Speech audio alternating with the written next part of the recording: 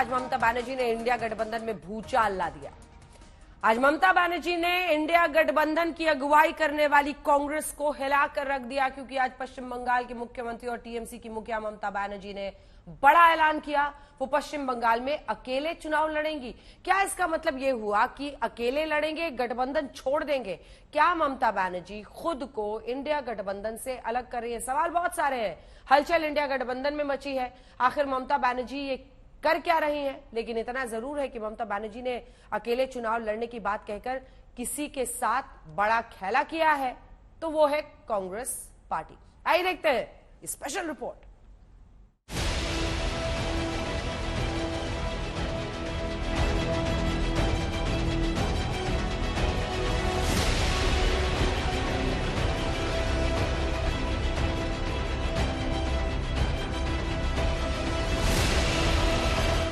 ये है सियासत की दीदी यानी ममता बनर्जी। राजनीति में कैसे खेला करना है ये बखूबी जानती हैं। खेला होवे।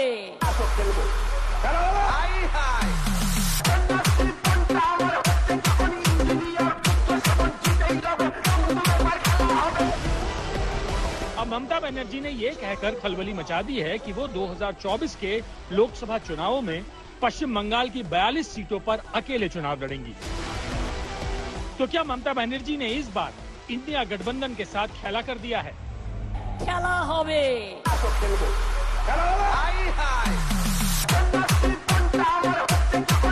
अभी तक इंडिया गठबंधन में खामोश रहने वाली ममता बनर्जी ने चुप्पी तोड़ दी है और ममता ने ऐलानिया कह दिया है कि वो पश्चिम बंगाल में किसी के साथ गठबंधन नहीं करेंगी। ममता बनर्जी को बेहद ध्यान से सुनिएगा। এবং আমি প্রস্তাব দিয়েছিলাম, ওরা প্রথম দিনই প্রত্যাখ্যান করেছে। তখন থেকে আমাদের দল সিদ্ধান্ত নিয়েছে আমরা বাংলায় একা চলবো। ইভেন ওরা যে আজ থেকে র্যালি করেছে আমাদের একবার as a matter of country আমি ইন্ডিয়ার অ্যালায়েন্স আমাকে একবার জানিয়েছে দিদি আপনার রাজ্যে যাচ্ছে না, জানায়নি। সুতরাং আমার সাথে কোনো সম্পর্ক নেই বাংলার ব্যাপারে। অল ইন্ডিয়ায় কি করবো না করবো আপনার ইলেকশন ভাববো। আমরা সেকুলার পার্টি, আমরা বিজেপিকে হারানোর জন্য যা করা হবে। ममता के इस बयान के पीछे पूरी पॉलिटिक्स क्या है? क्या ममता बनर्जी इंडिया गठबंधन से अलग हो रही हैं? ममता बनर्जी कांग्रेस के साथ सीट शेयरिंग क्यों नहीं चाहती हैं? क्या ममता सीट शेयरिंग पर कांग्रेस की बयानबाजी से चिढ़ गई हैं? क्या ममता बनर्जी राहुल गांधी की न्याय यात्रा से नाराज हैं? आज ममता ने बंगाल में अकेले चुनाव लड़ने की बात कही है, लेकिन इंडिया गठबंधन में विपक्षी एकता की हवा वो पहले ही निकाल चुकी थी। बांग्ला में हम जब इंडिया का मीटिंग करते हैं, इंडिया नाम हमने दिया, लेकिन मेरे का दुख का बात है एक कहने का,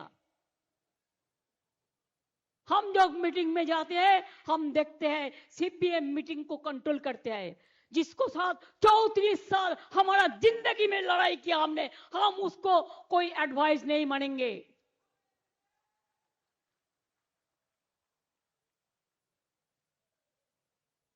हमको बहुत असम्मान मिलते हैं। और ये है अधीर रंजन चौधरी।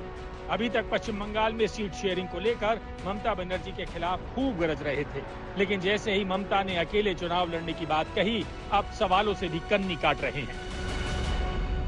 রাহুল গান্ধী যে আসবে কালকে তাই রিসিভ করতে যাচ্ছে। अलायंस के बारे में আমি জানি না অ্যালায়েন্স के बारे में কিছু नहीं, उन्होंने कहा है ममता कौन के कहा है या इस बारे में ये वही अधीर हैं जो पिछले कई दिनों से ममता के खिलाफ बयानबाजी के तीर छोड़ रहे थे।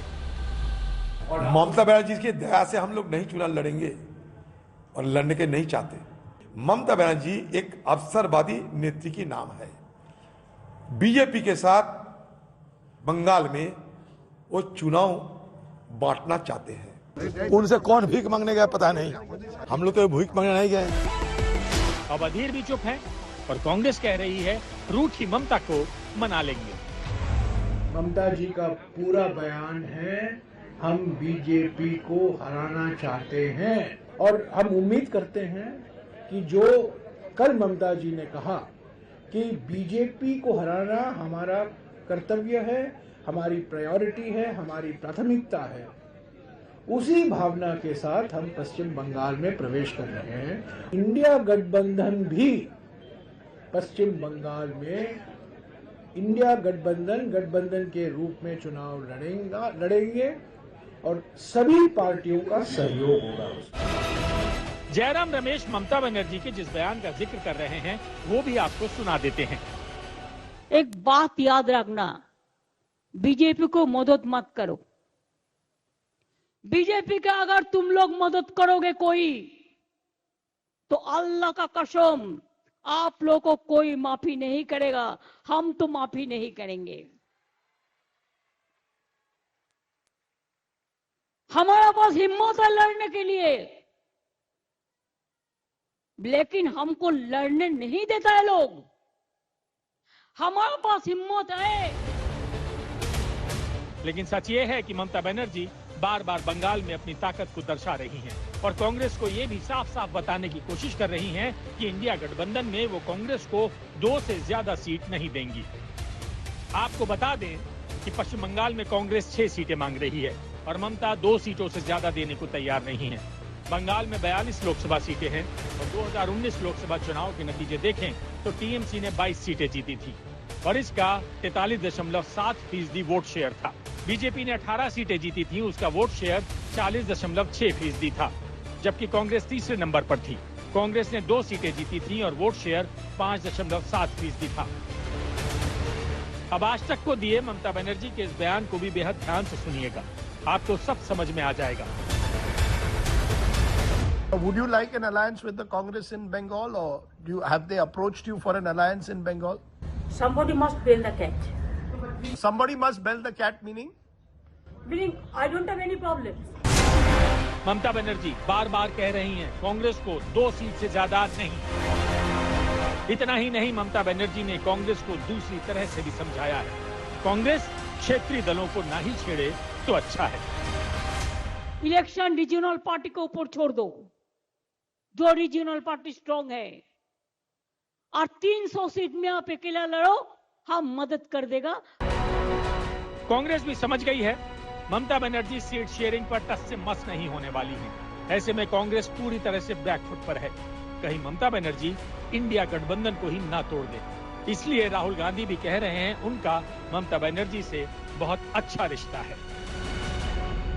जो हमारा सीट नेगोशिएशन है वो चल रहा है, उसका रिजल्ट आएगा, कंक्लूजन आएगा, उसके बारे में मैं यहाँ कमेंट नहीं करना चाहता हूँ। बट हमारा ममता जी के साथ मेरा पर्सनल और पार्टी का बहुत अच्छा रिश्ता है। हाँ, थोड़ा थोड़ा होता रहता है, कभी कोई उनका कोई बोल देता है, हमारा कोई बोल देता है। These are natural things, these are not things that are going to disrupt anything. ये वही ममता है जिन्होंने इंडिया गठबंधन की एक मीटिंग में राहुल गांधी की तरफ इशारा करते हुए कहा था, हमारा फेवरेट राहुल गांधी। अब ममता क्यों बदल गई, ये सोचकर यकीनन कांग्रेस भी घबराई हुई है। आज तक ब्यूरो। और इस मामले में बड़ी खबर इस वक्त आ रही है। पहले जयराम रमेश आए थे डैमेज कंट्रोल करने के लिए ममता बनर्जी के बयान के बाद अब खबर आ रही है ममता से बात कर सकते हैं कांग्रेस के बड़े नेता। सीट शेयरिंग को लेकर ममता बनर्जी से नए सिरे से बातचीत संभव है। कई नेताओं को बयानबाजी से दूर रहने को भी कहा गया है।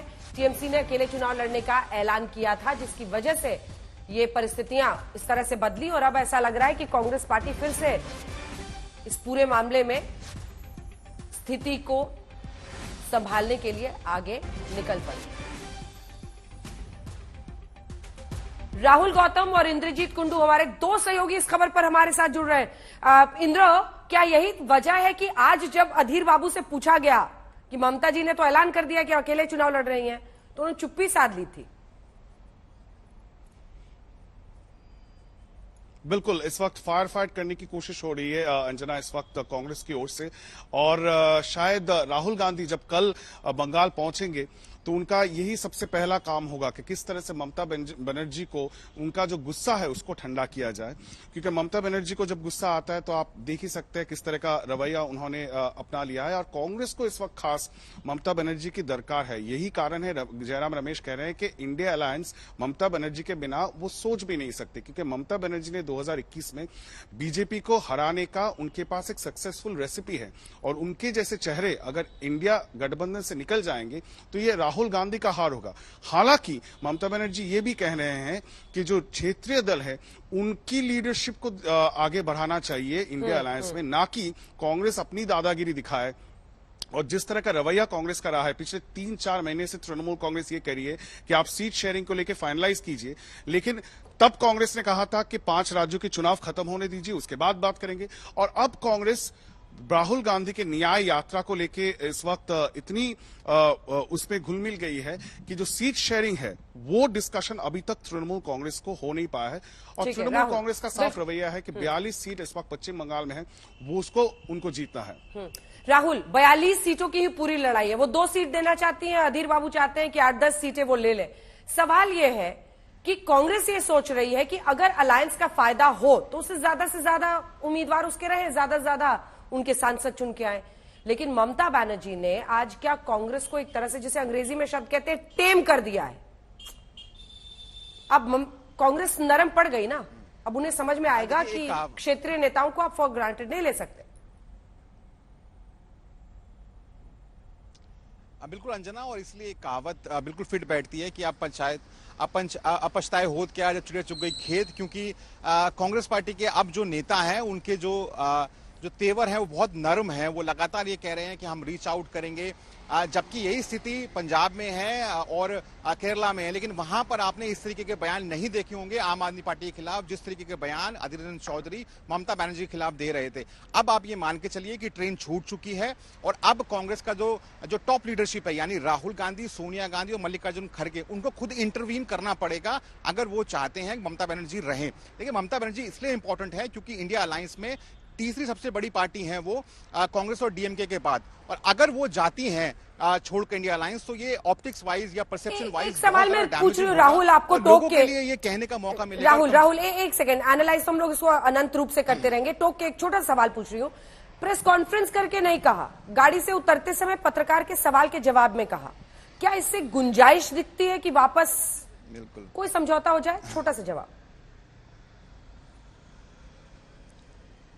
देखिए, कांग्रेस पूरी तरीके से कॉन्फिडेंट है कि हमें जो मर्जी करना पड़े। ये केसी वेणुगोपाल, जो कि आप कह सकते हैं नंबर 2 आदमी है कांग्रेस पार्टी के अंदर, उन्होंने कहा कि हमें जो करना पड़े, जो भी एफर्ट्स करने पड़े हम वो करेंगे ताकि ममता बनर्जी इंडिया अलायंस के अंदर रहें, क्योंकि वो जानते हैं कि ऑप्टिक्स वाइज इसका बहुत नुकसान होगा। और बीजेपी जैसे इस पूरे मसले में मजे ले रही है, आप कह सकते हैं, और ये कह रही है कि देखिए हम तो पहले से कहते आ रहे हैं कि किस तरीके से इंडिया अलायंस ना सिर्फ अभी लड़ रहा है, बल्कि अगर गलती चुनाव जीत गया तो बाद में भी किस तरीके से लड़ेगा। तो चैलेंज बड़ा है ये इंडिया गठबंधन के लिए। ममता बनर्जी को इंटैक्ट रखना बहुत जरूरी है, वरना कहानी तो ये हो जाएगी कि न माया मिली न ममता। यूपी में मायावती ने वैसे ही इनकार कर दिया और ममता के भी यही तेवर रहे तो 2 बड़े नेताओं को, और जिससे फिर लड़ाई त्रिकोणीय चौकोनीय होती हुई दिखाई देगी।